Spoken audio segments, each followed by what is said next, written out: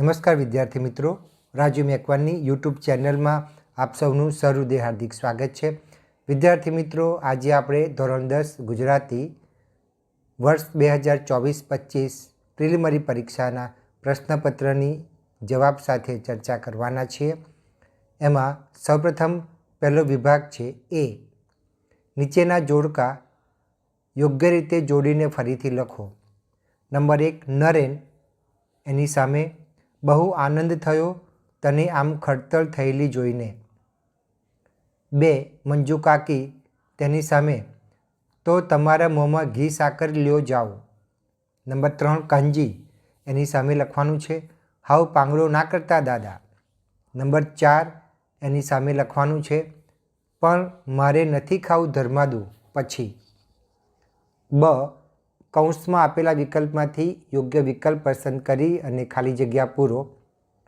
એમાં નંબર 5, પટલાણીની દીકરી થઈને મને મોઢું ઓહણ આલો છો. આ વાક્ય ખાલી જગ્યા બોલે છે, તો જવાબ છે આંબા પટેલ. નંબર 6, નરેનને ખાલી જગ્યા તાલીમ મેળવી હતી. જવાબ વન સંરક્ષણની. નંબર 7, ડુંગર અને તેની વહુ ખાલી જગ્યા સ્ટેશને ગાડી પકડવા માગતા હતા. તોનો જવાબ છે રાજપુર. નંબર 8, અંકલેશ્વરને લેખકના મિત્રો મજાકમાં ખાલી જગ્યા કહેતા ગંદકેશ્વર. હવે ક, નીચે આપેલા પ્રશ્નોને એક વાક્યમાં ઉત્તર લખો. એમાં નંબર 9, માતાયાન કયા ઘાટ ઉપર આવેલું હતું. જવાબ માતાયન ઘોજીલા ઘાટ પર આવેલું છે. નંબર 10, અંકિતને પરીક્ષામાં ઉત્તીર્ણ થવાની ખુશીમાં કયા પુસ્તકો ભેટમાં મળ્યા હતા. તો જવાબ છે અંકિતને પરીક્ષામાં ઉત્તીર્ણ થવાની ખુશીમાં રામાયણ મહાભારતની બાળકથાઓ આ પુસ્તકો ભેટમાં મળ્યા હતા. ત્યારબાદ જોઈએ ડ, ગમે તે 2, નીચે આપેલા પ્રશ્નોના 3 વાક્યમાં ઉત્તર લખો. એમાં નંબર 11, રવિન્દ્રનાથ ટાગોરના રાજાના કુંવર કાવ્યનો હેતુ જણાવો. તો જવાબ રાજા પોતાના કુંવરને કાંટો ન વાગે એ માટે પોતાના આખા રાજ્યની ધરતીને ચામડાથી મઢી દેવાનો હુકમ ફરમાવે છે. આખી ધરતીને ચામડાથી મઢી દેવાનું કામ અશક્ય છે એમ સમજીને એના રાજ્યના એક માણસને એક વ્યવહારુ ઉપાય સૂઝે છે. તે રાજાના કુંવર માટે ચામડાના બૂટ સીવી આપે છે, જેથી કુંવરને ધરતી પર ચાલતા કાંટો ન વાગે. આ વાર્તાનું તાત્પર્ય એ છે કે જગતને સુધારવાના મિથ્યા પ્રયત્નો છોડી પોતાની જાતને સુધારવી. પ્રશ્ન નંબર 12, પૂરમાં ડૂબતા આંબા પટેલને કેવી રીતે જીવતદાન મળ્યું. જવાબ કાંઠા સુધી પહોંચેલી ઢેલ ઘોડીએ જાણ્યું કે તેની પીઠ પર આંબા પટેલ નથી, એટલે નસકોરા ફૂલાવતી પૂરમાં ડૂબતા આંબા પટેલને શોધવા નીકળી. સડસડાટ કરતી આંબા પટેલ સુધી પહોંચી ઘોડીને જોતાં જ આંબા પટેલ તેના ગળે વળગી પડ્યા અને ચતુર ઘોડી આંબા પટેલને લઈ પાણીના વહેણને ફંગોળતી મહા મુસીબતે કાંઠે આવી. આ રીતે ઢેલ ઘોડીને કારણે પૂરમાં ડૂબતા આંબા પટેલને જીવનદાન મળ્યું. પ્રશ્ન નંબર 13, ડાંગના આદિવાસીઓની મરણને ઉજવવાની રીત લેખકને કેવી લાગે છે. જવાબ ડાંગના આદિવાસીઓ કોઈનું મરણ થયું હોય તો તેની નનામીને લગ્નયાત્રાની જેમ મોટું સરઘસ કાઢીને સ્મશાને લઈ જતા હતા. તેઓ મૃત્યુના માનમાં રસ્તામાં ફટાકડા ફોડતા, ડાઘુઓ એની નનામીને ઉંચકીને આગળ ચાલતા. તેમની મરણને ઉજવવાની આ તાત્વિક રીત હતી. આ ભોળી પ્રજાને જાણે મૃત્યુ વિશે આવું જીવન સત્ય લાદ્યું હોય એ રીતે મરણની ઉજવણી કરતા. હવે ઈ, નીચે આપેલા પ્રશ્નોના 10-12 વાક્યમાં મુદ્દાસર ઉત્તર લખો. ગમે તે 2. પ્રશ્ન નંબર 14, ગતિભંગ શીર્ષકની યથાર્થતા જણાવો. તો વિદ્યાર્થી મિત્રો, વિસ્તારથી સમજાવો. પ્રશ્ન જવાબ લખતા પહેલાં તમારે કૃતિનું નામ, કર્તાનું નામ અને સાહિત્ય પ્રકાર લખ્યા બાદ જ જવાબ લખવાની શરૂઆત કરવાની છે. તો જવાબ એમાં કૃતિ એ ગતિભંગ, કર્તા મોહનલાલ પટેલ અને સાહિત્ય પ્રકાર લઘુકથા. ગતિભંગ લઘુકથા છે. લઘુકથામાં સચોટ અંત હોવો જોઈએ. અહીં કથાના અંતની સચોટતા ગતિભંગ શીર્ષકથી યથાર્થ રીતે સિદ્ધ થાય છે. અહીં પતિ પત્નીના ઝડપથી ચાલવાની ગતિ છે, તો સાથોસાથ બંનેના વિચારોની ગતિ છે. આમ બે પ્રકારની ગતિનો સંબંધ લેખકે માર્મિક રીતે વ્યક્ત કર્યો છે. બીજી બાજુ પતિ પત્નીના ચાલવાની ગતિના ભંગ સાથે વૈચારિક ગતિમાં પણ દર્શાવેલી કથાગતિક ચોટ પણ ગતિભંગ જ છે. આ બેવડી રીતે ગતિભંગ થાય છે. પતિ પત્નીને ગાડી પકડાવે છે. પતિ પત્નીને ગાડી પકડવી છે. પગ ઝડપથી ઉપડે છે. પત્ની પાછળ છે. રસ્તામાં કોઈ બાળકના પગલાંની છાપ પત્ની જુએ છે. પગ ધીમા પડે છે. આગળ ઝડપથી ચાલતો પતિ ઘડીભર થોભી જાય છે. પાછળ જુએ છે. અહીં ચાલવાની ગતિનો ભંગ છે, પણ વૈચારિક ગતિ મર્મવેધક છે. પત્ની અજાણ્યા બાળકના પગલાં જોઈને પોતાના મૃત બાળકની સ્મૃતિમાં અટવાઈ ગઈ છે. પત્નીની વ્યથા પતિ પણ કળી ગયો, પોતે પણ સ્મૃતિવનમાં ખોવાઈ ગયો. અહીં પુત્રીના પગલાંની છાપની સ્મૃતિમાં ચાલવાની ગતિનો ભંગ થયો. ઝડપથી ચાલવાની ભૌતિક ક્રિયા અને વિચારોથી હૃદયના મર્મબિંદુને વિંધતી જતી આંતરમનની ક્રિયા એ બંને ગતિભંગ શીર્ષકને યથાર્થતા ઠેરવવામાં પૂરક થાય છે. લઘુકથાના વાંચન સાથે આપણે ભાવકો પણ પાત્રોની સાથે સહસંવેદનાનો અનુભવ કરીએ છીએ. પત્ની જે મૃત પુત્રીના વિચારોમાં ખોવાઈ ગઈ છે તે એક વાસ્તવિકતા છે, તો પતિ સાથે ગાડી પકડવાની ઉતાવળ છે તે બીજી વાસ્તવિકતા છે. બીજી વાસ્તવિકતાની સભાનતા સધાતા પત્નીની ગતિ પાછી બદલાય છે. બંને ઝડપથી ચાલવા માંડે છે. આમ બંને દ્રષ્ટિએ ગતિભંગ શીર્ષક યથાર્થ છે. પ્રશ્ન નંબર 15.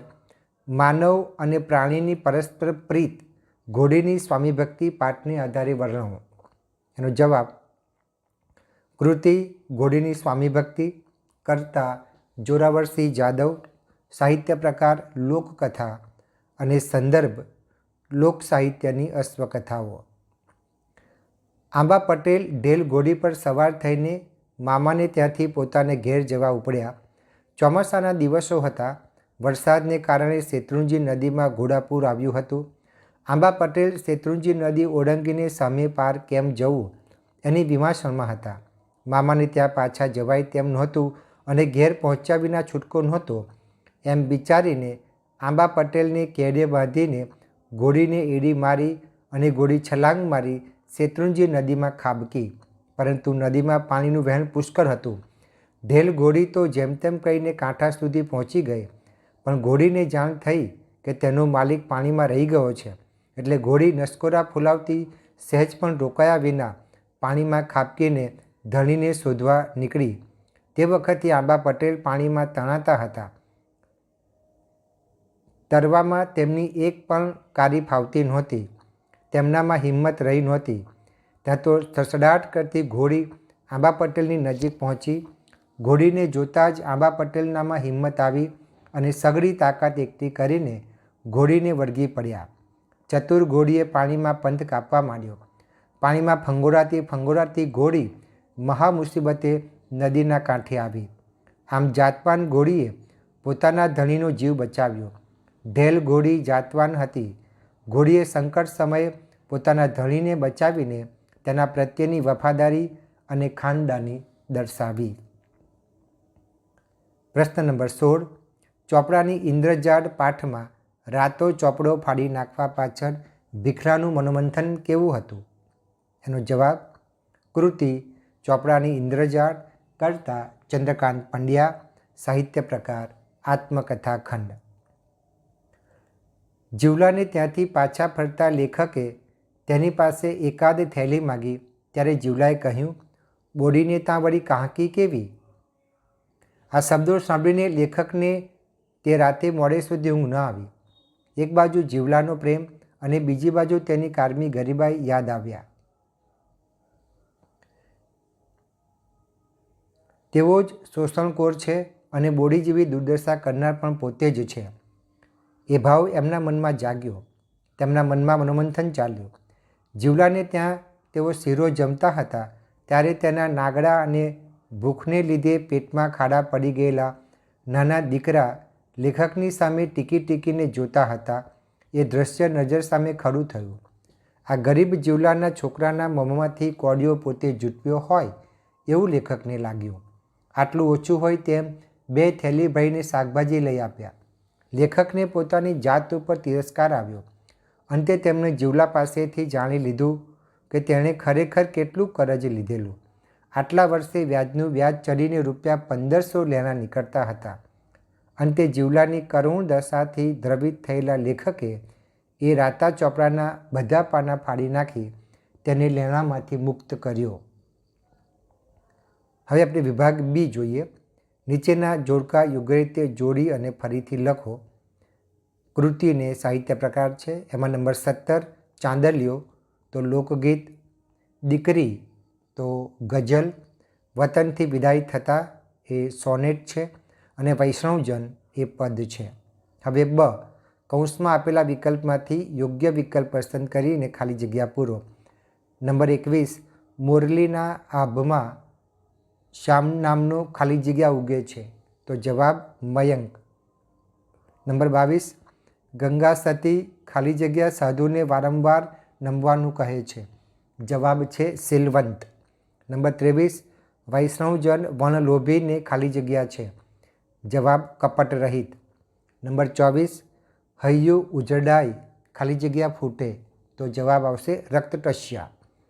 હવે ક નીચે આપેલા પ્રશ્નોના એક વાક્યમાં ઉત્તર લખો.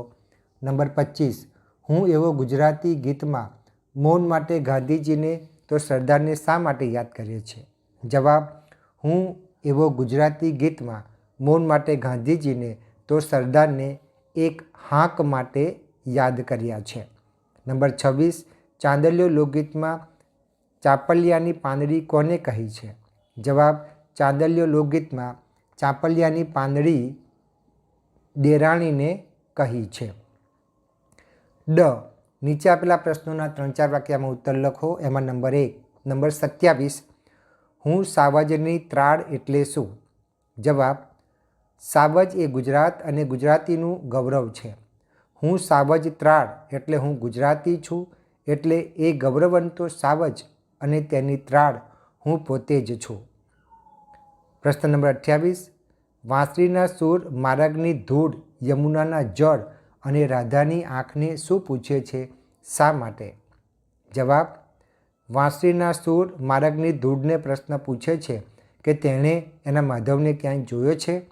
સૂર યમુનાના જળને પૂછે છે કે તમે કેમ મૂંગા છો? રાધાની આંખ કેમ ઉદાસ છે? સૂર આ પ્રશ્નો કૃષ્ણ સાથે સંકળાયેલા તમામને પૂછે છે કારણ કે વાંસળીનો સૂર કૃષ્ણથી વિખૂટો પડી ગયો છે અને તેને કૃષ્ણનો વિરહ સાલે છે. પ્રશ્ન નંબર 29 કાવ્ય નાયિકા સખીને પોતાના પતિ વિશે શું કહે છે? જવાબ કાવ્ય નાયિકા સખીને પોતાનો પતિ એમ નહીં પણ પરણ્યો મારો એમ કહે છે. એમાં પતિ પ્રત્યેના મમત્વ, પ્રેમ, અધિકાર તેમજ ગૌરવ પ્રગટ થાય છે. પરણ્યો મારો સગી નણંદનો વીર જો આ શબ્દોમાં તેણે નણંદ પ્રત્યેનો આદર જાળવ્યો છે, તેનું ગૌરવ કર્યું છે. આમ આ શબ્દોમાં તેણે ભાઈ બહેનના મધુર સંબંધની પ્રશંસા કરી છે. નીચે આપેલા પ્રશ્નોના 10-12 વાક્યમાં મુદ્દાસર ઉત્તર લખો. ગમે તે 2. પ્રશ્ન નંબર 30 શિકારીને કાવ્યનો ભાવાર્થ સમજાવો. જવાબ કૃતિ શિકારીને, કર્તા કલાપી, સોનેટ એનો સાહિત્ય પ્રકાર છે અને સંદર્ભ કલાપીનો કેકારવ છે. કાવ્યના આરંભે રહેવા દે એ શબ્દોની પુનરુક્તિ દ્વારા યુવાન શિકારીને પક્ષીનો સંહાર ન કરવા માટેની વિનવણી છે. આ વિનવણી જ સૂચવે છે કે શિકાર કરવા જેવું ક્રૂર કર્મ એક પણ નથી. સૌમાં પરમાત્મા રહેલો છે. આથી પક્ષીનો કે કોઈનો સંહાર કરવો એ પરમાત્માનો સંહાર કરવા બરાબર છે. એમ કરવાથી માણસને તેનું મૃત શરીર મળે છે. પરમાત્માએ સર્જેલી સૃષ્ટિમાં પંખીઓ, ફૂલો, લતા, ઝરણા, વૃક્ષો વગેરે અનેક પ્રકૃતિ તત્વોનું સૌંદર્ય ભરેલું છે. એનો સંહાર કરવાથી એમાં રહેલા સૌંદર્યનો નાશ થાય છે. સૌંદર્ય માણવું હોય તો એને માટે સૌંદર્ય દ્રષ્ટિ કેળવવી પડે. પરમાત્માએ સર્જેલી સૃષ્ટિમાં રહેલા સૌંદર્યને માણવાથી આપણા મનનો તાર પરમાત્મા સાથે જોડાય છે. સૌંદર્યનું જતન કરવાથી, તેનો આદર કરવાથી પરમાત્માનો આનંદ માણી શકાય છે. પરમાત્માનું આ સુંદર સર્જન છે. એમાં સૌ એકબીજા સાથે હળી મળીને સહૃદય ભાવથી રહે તો એનો આનંદ અનેરો છે.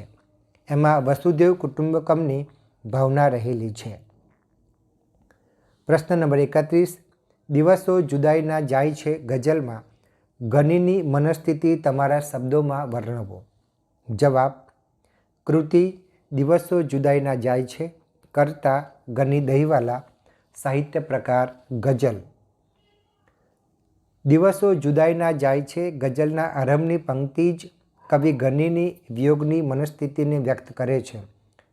તેમ છતાં કવિની આશા છે કે એ જ જુદાઈ તેમને એક દિવસ મિલન સુધી લઈ જશે.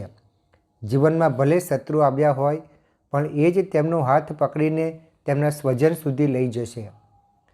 કવિને ધરતી સુધી કે ગગન સુધી જવામાં રસ નથી. તેમને જીવનમાં ઉન્નતિ થાય કે પતન થાય તેવા માર્ગ સુધી પણ જવું નથી. તેમને તો એકબીજાના દિલ સુધી પહોંચવું છે, તેમના દિલમાં વસવું છે. કવિ ઈશ્વરને પ્રાર્થે છે કે તમે રાંકના રતન સમા છો. એમના આંસુ વ્યર્થ ન જાય એ તમારે જોવું રહ્યું. અમારી આટલી વિનમ્ર અરજી તમને માન્ય હોય તો તમે હૃદયથી એ રાંકના નયનોમાંથી વહેતા આંસુને લૂછવા પહોંચજો. ઈશ્વર તો રાજરાણીના વસ્ત્ર જેવા છે. રાજરાણી થોડી વાર માટે વસ્ત્ર પહેરીને તે કોઈ ગરીબને આપી દે છે, પણ રંક સ્ત્રી જેવા અમે એ ચૂંદડીને ઈશ્વરની પ્રસાદી ગણી કફન સુધી સાથે રાખીએ છીએ. હૃદયમાં જો વિયગની વેદના વધી જાય અને એ વિરાગનીમાં વેદના પવન સુધી એટલે કે બહાર નીકળે એ પહેલાં જ ઈશ્વરે કૃપા કરી અને અમારા શ્વાસ બંધ થઈ ગયા. પ્રશ્ન નંબર 32. દીકરી પદ્યમાં વ્યક્ત થયેલા પિતાના મનોભાવો તમારા શબ્દોમાં વર્ણવો.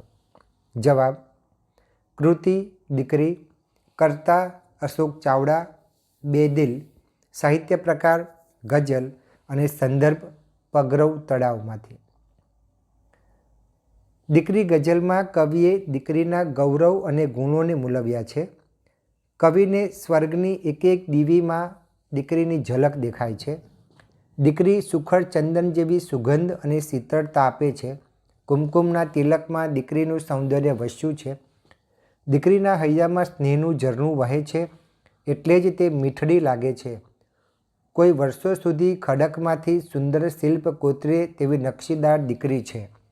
લાજ, મર્યાદા, શરમ, ગૌરીવ્રત જેવી પરંપરાગત હારમાળામાં દીકરી હંમેશા ફડકમાં ઉછળતી રહે છે. એને શિરે હાથ ફેરવી વહાલ કર્યું, આશીષ આપ્યા. એ દીકરી આજે કેવી સમજદાર થઈ ગઈ છે. આજે એ મને હાથ દે છે, અર્થાત મને સહારો દે છે. આવી વાલી દીકરીને કેમ ભૂલાય? જ્યારે શરણાઈના સૂર સાંભળું છું ત્યારે સગા સંબંધીઓની ભીડમાં પણ મારી આંખ ભીની થઈ જાય છે અને એ ભીની પલકમાં મારી દીકરી જ મને પ્રત્યક્ષ દેખાય છે. આમ વાલી અને મીઠડી દીકરીના ગૌરવભર્યા સ્થાન અને માન હંમેશા પિતાના હૃદયમાં રહેવાના. હવે વિભાગ સી. માગ્યા પ્રમાણે ઉત્તર લખો. કૌંસમાં આપેલા વિકલ્પમાંથી સાચો વિકલ્પ પસંદ કરી અને ઉત્તર લખો. પ્રશ્ન નંબર 33. નીચેના શબ્દોની સાચી જોડણી શોધો. વિદ્યાર્થી મિત્રો, તમે સ્ક્રીન ઉપર ધ્યાન આપજો. સાચી જોડણી નીચે મેં લીટી દોરેલી છે. સુરક્ષિત અને કુલદીપક. પ્રશ્ન નંબર 34. તત વત્તા અનુસાર શબ્દની સાચી સંધિ જોડો. તો જવાબ છે તદનુસાર. નંબર 35. માછીમાર શબ્દનો સમાસ ઓળખાવો. જવાબ ઉપપદ સમાસ. વિદ્યાર્થી મિત્રો, તમે સ્ક્રીન ઉપર ધ્યાન આપજો. સાચા જવાબ નીચે મેં લીટી દોરેલી છે. નંબર 36, નીચે આપેલા બંને શબ્દોના જોડણી ભેદે થતો અર્થભેદ જણાવો. પ્રથમમાં ઉંદર એટલે એક પ્રાણી અને ઉદર એટલે પેટ. નંબર 37, માણેકના કરુણ ચિત્કારે એમનો પીછો પકડ્યો. વાક્યમાં અલંકારનો પ્રકાર જણાવો. તો જવાબ છે સજીવારોપણ અલંકાર. નંબર 38, વિસર્જન શબ્દમાં કયો પ્રત્યય રહેલો છે તે જણાવો. જવાબ પૂર્વ પ્રત્યય. નંબર 39, નીચેના શબ્દોમાં સમાર્થી શબ્દ શોધીને લખો. એમાં નંબર 1, ઉજ્જડ એટલે વેરાન અને ગીરા એટલે વાણી. નંબર 40, તૃષ્ણા સંજ્ઞાનો આપેલા વિકલ્પમાંથી સાચો પ્રકાર લખો. જવાબ છે ભાવવાચક સંજ્ઞા. હવે નીચેના પ્રશ્નોના માગ્યા પ્રમાણે ઉત્તર લખો. એમાં નંબર 41, નીચેના રૂઢિપ્રયોગનો અર્થ આપો. તો વિદ્યાર્થી મિત્રો, એનો જવાબ તમે જાતે લખજો. નંબર 42, નીચે આપેલી કહેવતનો અર્થ લખો. તો વિદ્યાર્થી મિત્રો, એનો જવાબ પણ તમે જાતે લખજો. નંબર 43, નીચેના શબ્દ સમૂહ માટે એક શબ્દ લખો. જેનો કોઈ રોગ નથી તે, તો એ નિરોગી. નીચેના શબ્દોનો વિરુદ્ધાર્થી શબ્દ લખો. આદ્ર તો શુષ્ક. નીચેના વાક્યને કર્તરીમાં ફેરવો. ગાંધીજીથી અનુરાગી થવાય. તો જવાબ ગાંધીજી અનુરાગી થયા. નંબર 46, નીચેના તળપદા શબ્દનું શિષ્ટ રૂપ લખો. નકુર, એનો જવાબ થશે નક્કર. નંબર 47, નીચેના વાક્યમાંથી વિશેષણ શોધી તેનો પ્રકાર જણાવો. રિશાળ શિશુને બોલાવતી બા હતી. તો આમાં રિશાળ એ ગુણવાચક વિશેષણ છે. નંબર 48, નીચેના વાક્યમાંથી ક્રિયા વિશેષણ શોધી તેનો પ્રકાર જણાવો. વૈભવ એકાએક રડવા લાગ્યો.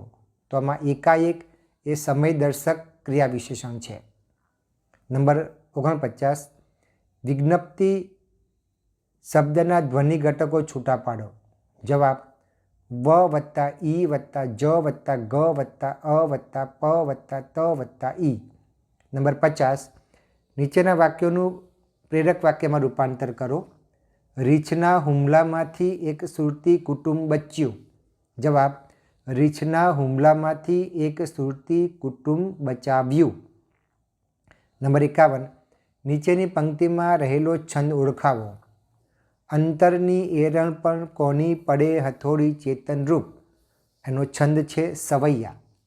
નંબર 52, તભ જજ ગાગા કયા છંદનું બંધારણ છે? એનો જવાબ છે વસંત તિલકા. હવે આપણે વિભાગ ડીની ચર્ચા કરીએ. નીચે આપેલી પંક્તિનું આશરે 15 વાક્યમાં અર્થ વિસ્તાર કરો. નંબર 53, દેવડીએ દંડાય છે ચોર મુઠ્ઠી જારના ને લાખ ખાંડી લૂંટનારા મહેફિલે મંડાય છે. એનો જવાબ જોઈએ. એનો અર્થ, મુઠ્ઠી જાર ચોરનારને સજા થાય છે અને લાખો મણ ચોરી જનારાની મહેફિલ માણે છે. સમજૂતી, ઉપયુક્ત પંક્તિમાં સામાજિક અવ્યવસ્થાનું દૃષ્ટાંત સમજાવવામાં આવ્યું છે. સમાજમાં જોવા મળતી વિચિત્ર પ્રકારની સમાજ વ્યવસ્થા પ્રત્યે આપણું ધ્યાન ખેંચે છે. આજની વ્યવસ્થામાં નાનકડી ભૂલનું પરિણામ ખૂબ મોટું મળી જતું હોય છે, જ્યારે ભયંકર ભૂલો કરનારને કોઈ કાંઈ કરી શકતું નથી. આજના જમાનામાં ચોર અને સાહુકાર કોણ એ નક્કી થઈ શકતું નથી. ન્યાયના પંથે ચાલનાર માણસ કદાચ અજ્ઞાનમાં પણ એકાદ નાની એવી ભૂલને લીધે દંડને પાત્ર બને છે અને ગુનેગાર ગણાય છે, જ્યારે સમાજમાં ઉઘાડી લૂંટ કરનાર અને ઉજળા બદમાશોને સજ્જનો તરીકે સ્થાપિત થતાં સમાજમાં ઊંચી પ્રતિષ્ઠાના આસનો પામતા અને માન મર્તબો પામતા આપણે જોઈએ છીએ. જેઓ સમાજને ઉઘાડી લૂંટ કરી લૂંટતા હોય છે તેને જરા પણ દોષિત થવું પડતું નથી અને વળી લટકામાં તેમને ઊંચા માન સન્માન અપાય છે. બીજી બાજુ જે લોકો પ્રામાણિકતાથી જિંદગી જીવે છે એવા લોકોના ભાગમાં કશું વાંકું પડેલું હોય છે, જેથી તેઓ બધી જ જગ્યાએ દંડાય છે. એક કવિએ સાચું જ કહ્યું છે કે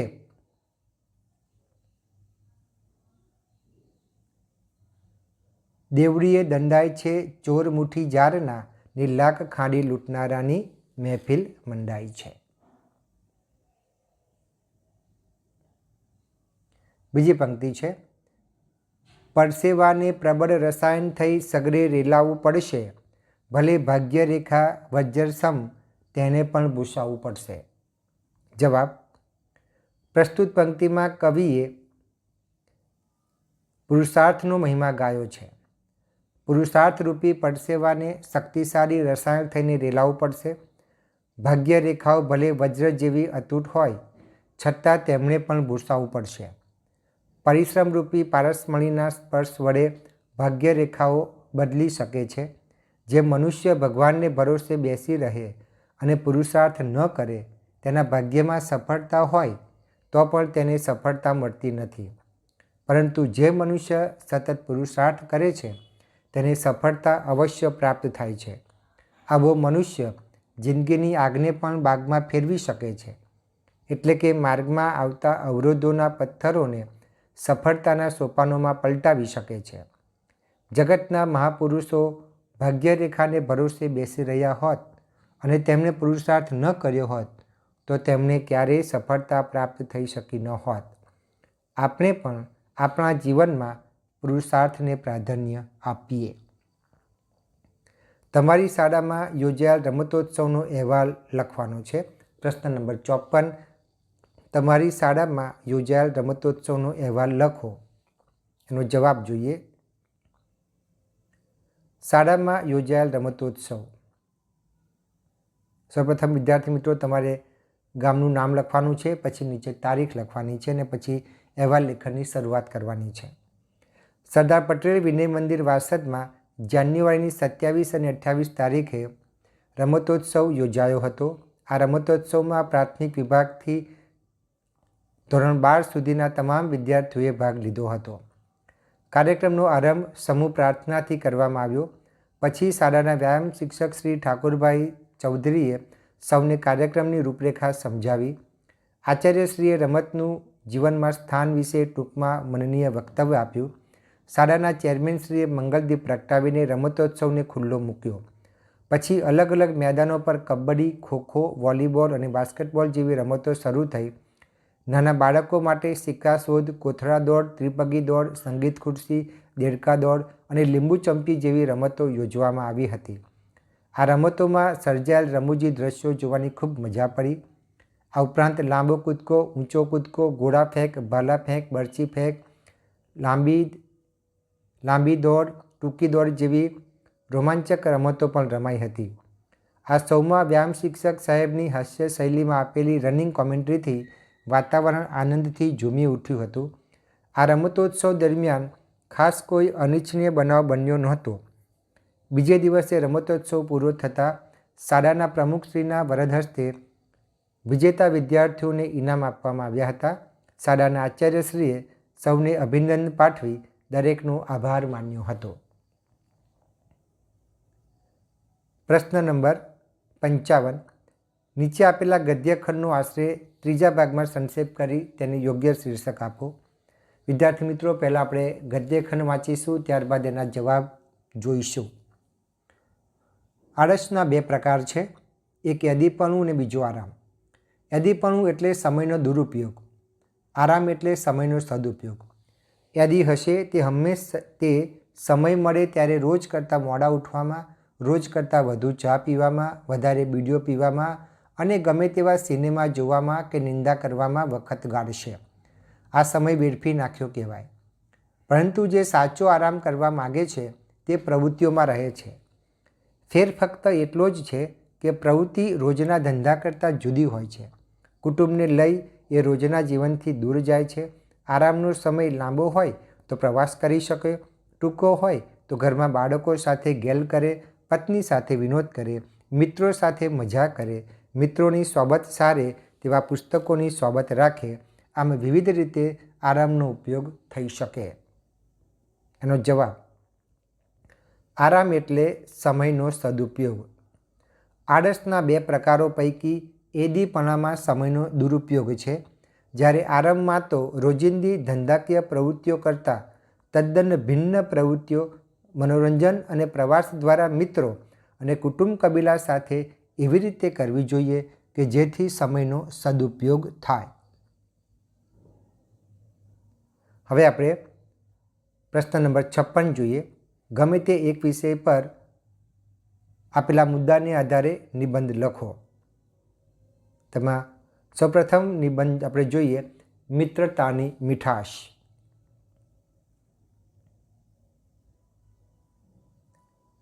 મૈત્રી ભાવનું પવિત્ર ઝરણું મુજ હૈયામાં વહ્યા કરે, શુભ થાવું આ સકલ વિશ્વનું, એવી ભાવના નિત્ય રહે.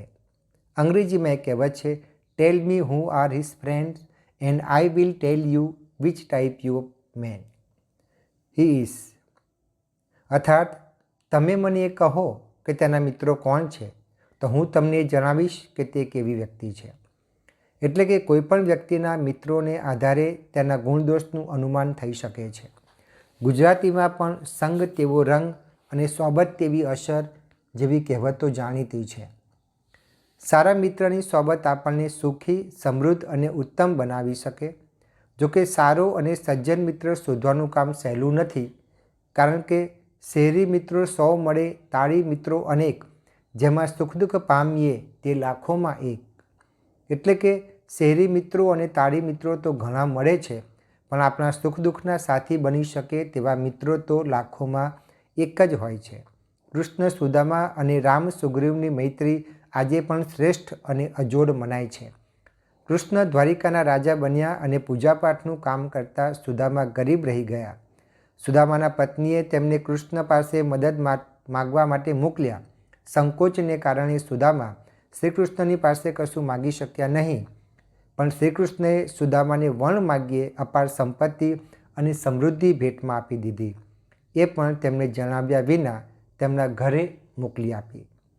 આ જ રીતે રામે સુગ્રીવને એકબીજાને મદદ કરી અને પોતાનો મિત્ર ધર્મ નિભાવ્યો હતો. રામે વાલી જેવા અજેય યોદ્ધાને હણીને સુગ્રીવને તેના ત્રાસથી મુક્તિ અપાવી, તો સુગ્રીવે રામને રાવણ સામેના યુદ્ધમાં તમામ મદદ કરી. નાત, જાત, ધર્મ કે ભાષા જુદા હોવા છતાં બે વ્યક્તિ મિત્રતાના સંબંધથી જોડાય છે. સ્વભાવ અલગ હોવા છતાં એકબીજાને અનુકૂળ થવા પ્રયત્ન કરે છે, એકમેકની પસંદગીનો ખ્યાલ રાખે છે, એકબીજાના પ્રત્યે નિસ્વાર્થ સ્નેહની ભાવના રાખે છે. મિત્રતા એ કોઈ પણ સગાઈ વિનાનો, અપેક્ષા અને શરત વિનાનો અદ્ભુત સંબંધ છે. મિત્રતા એ મનુષ્યને માગ્યા વગર ઈશ્વરે આપેલું વરદાન છે. જેને એક પણ સાચો મિત્ર હોય તે કદી એકલો પડતો નથી. સુખ અને દુઃખ બંને સ્થિતિઓમાં સાચો મિત્ર સાથ નિભાવે છે. પરિવારના સભ્યો આપણને ક્યારેક સાથ ન આપે, પણ મિત્ર આજીવન આપણો સાથ નિભાવે છે. ખરેખર મિત્રતાની મીઠાશ અનોખી છે. બીજો નિબંધ છે પ્રવાસનું જીવન ઘડતરમાં સ્થાન. પ્રવાસનું જીવન ઘડતરમાં સ્થાન. જીવનમાં હંમેશા અનુભવનું મહત્ત્વ અનેરું છે અને અનુભવથી જ માણસ ઘડાય છે. જેથી એક સર્જકે કહ્યું છે, જ્યાં ન પહોંચે રવિ ત્યાં પહોંચે કવિ, અને જ્યાં ન પહોંચે કવિ ત્યાં પહોંચે અનુભવી. અનુભવ જિંદગીમાં મહત્ત્વનો છે અને તે પ્રવાસથી વ્યક્તિમાં પાંગરે છે. વિશાળ વાંચન, ઊંડું મનન, સંતોનું સમાગમ વગેરે પરિબળો માનવીના જીવન ઘડતરમાં મહત્ત્વનો ભાગ ભજવે છે. એ જ રીતે પ્રવાસ પણ માનવીનું જીવન ઘડનાર એક મહત્ત્વનું પરિબળ છે. કાકા સાહેબ કાલેલકરે ખરું જ કહ્યું છે કે જેમ કુંભાર માટીને ઘાટ આપે છે, તેમ પ્રવાસ પ્રવાસીને ઘડે છે. પ્રકૃતિ, શિલ્પ, સ્થાપત્ય, સમાજ જીવન વગેરે વિશે અનેક પુસ્તકો દ્વારા ન મળે એટલું જ્ઞાન એક પ્રવાસ દ્વારા મળી શકે છે. જેમ માતાને માટે કહેવાય છે કે એક માતા 100 શિક્ષકની ગરજ સારે, તેમ પ્રવાસ માટે કહી શકાય કે એક પ્રવાસ 100 પુસ્તકોની ગરજ સારે. વાસ્તવમાં પ્રવાસથી મળતું જ્ઞાન પુસ્તકીય જ્ઞાન જેવું શુષ્ક નથી હોતું, અનુભવથી રસાયેલું હોય છે. એ જ્ઞાન માનવીના જીવનમાં કદી ન ભૂસાય એ રીતે અંકિત થઈ જાય છે.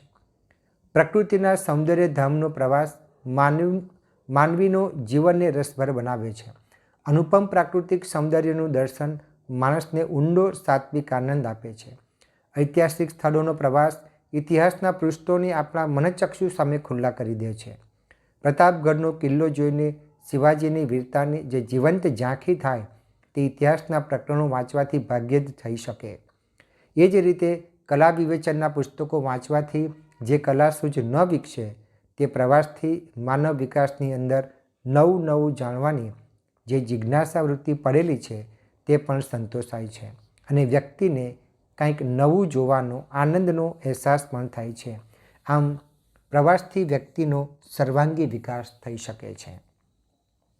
તો વિદ્યાર્થી મિત્રો, આજે આપણે ધોરણ 10 બીજી કસોટીના પ્રશ્નપત્રની જવાબ સાથે ચર્ચા પૂર્ણ કરીએ છીએ.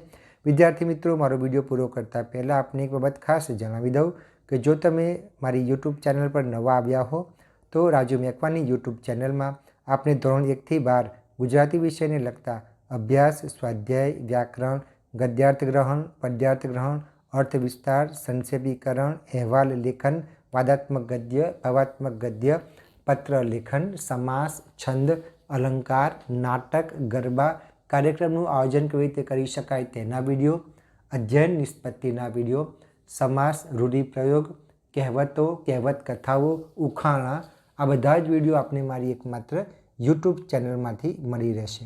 વિદ્યાર્થી મિત્રો, તમારે ચેનલને સબસ્ક્રાઈબ કરવાની છે, ત્યારબાદ તમે પ્લેલિસ્ટમાં જઈને જોઈ શકશો. તો આ સાથે જ મારો વિડીયો પૂર્ણ કરું છું. ફરી વખત નવા ટૉપિક સાથે મળીશું. ત્યાં સુધી આપની રજા લો. આવજો વિદ્યાર્થી મિત્રો, આવજો.